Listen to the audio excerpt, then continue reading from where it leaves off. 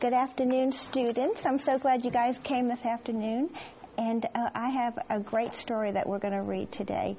The name of the story is The Diamond Necklace, and it is by a famous French author, and it's a short story, and I think you're going to really like it.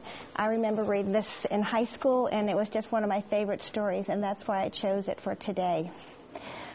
Before we begin reading, I want you to just sit back, and I want you to just reflect, and I want you to think about a minute. And I want you to think about a time, if there's ever been one in your life, where you were invited maybe to a party, or you had a special date or an occasion, maybe a prom, and you really, really wanted to go, but you didn't have anything appropriate to wear. You felt like you didn't have the right dress or the right outfit or the right bathing suit, whatever, for the party or the occasion. Have you ever had a situation like that happen to you in your life that you can think of?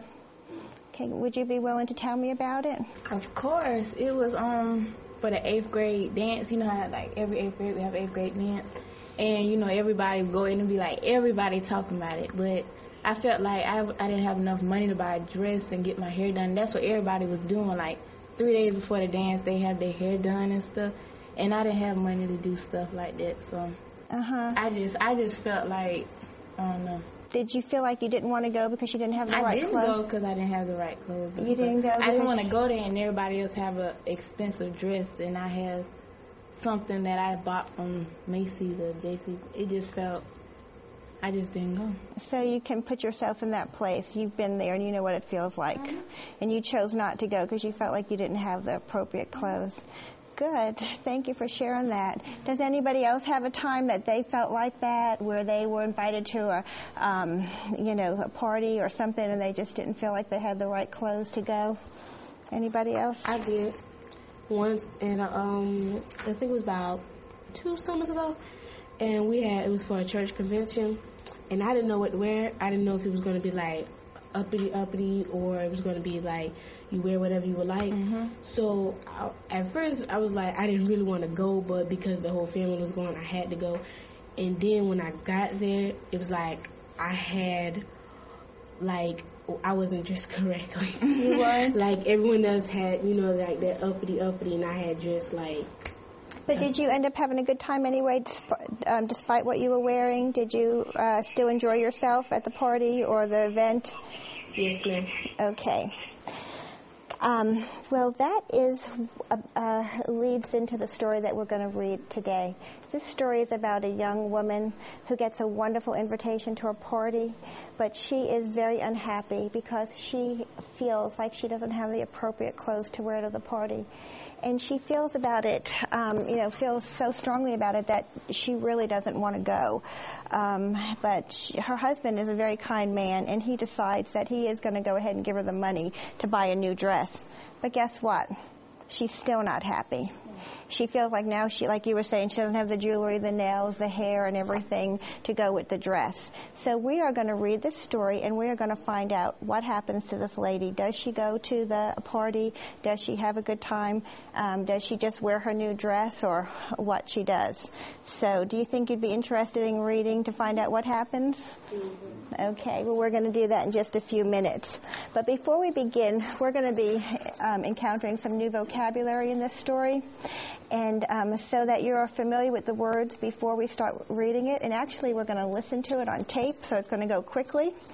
And I'm going to go over a few words with you. So I'm going to give you a vocabulary word that you're going to meet in the story today.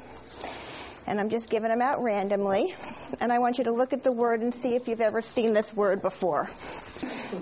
I have given each one of you a word, and this is a new word. It may be a new word, it may be a familiar word, that we're going to encounter some of these words in the story today. So I want to make sure that you're familiar with these words so that when we encounter them, you know their meaning and it doesn't break up the meaning of the text. So that my word is clerk, and a clerk is an office worker. And in this story, Matilda's husband is an office worker. He's just a poor clerk. And she's not happy about that. She wishes she was married to somebody rich and famous.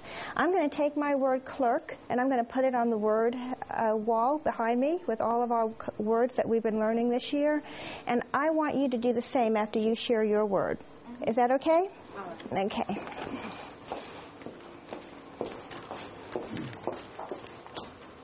clerk. Okay, would somebody else volunteer to share their word, please?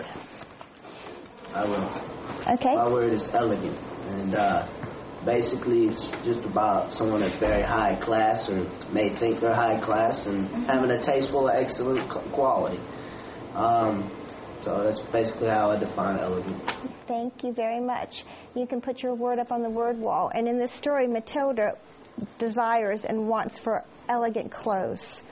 Okay? Michelle, can you share your word? My word is despair, and it means a loss of hope. Okay. Good job. Anyone else want to share? Okay, Donald? My word is envy. It's similar to, jealousy, and the definition is a wish for something that someone else has. Okay, and again, we're going to find out that Matilda is always wishing for something she doesn't have, and she's envious of people that have better things than she does. Okay? Taniqua. My word is debt, and it means money owed to someone. Okay. Can you think of anybody that might be in debt, or use that in a sentence for me? A gambler. A gambler can accumulate a large debt. Good job. Okay, and Joe. My word is regret. It means sorrow about one's actions.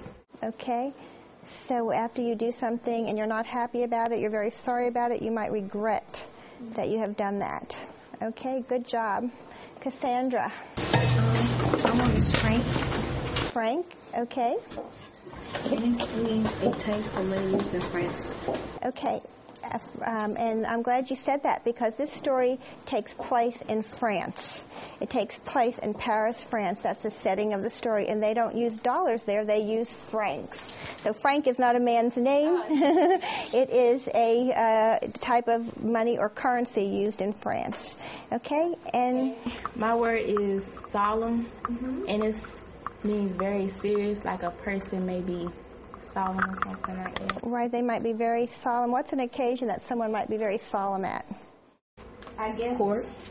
Yeah, court. Okay. Solemn and be serious in court. Excellent. Good job. Okay. Well, now that we went ahead and reviewed our vocabulary, and we're going to look at our vocabulary again at the end of the lesson. That's why I've had you put it up there. We are about to begin listening to the story.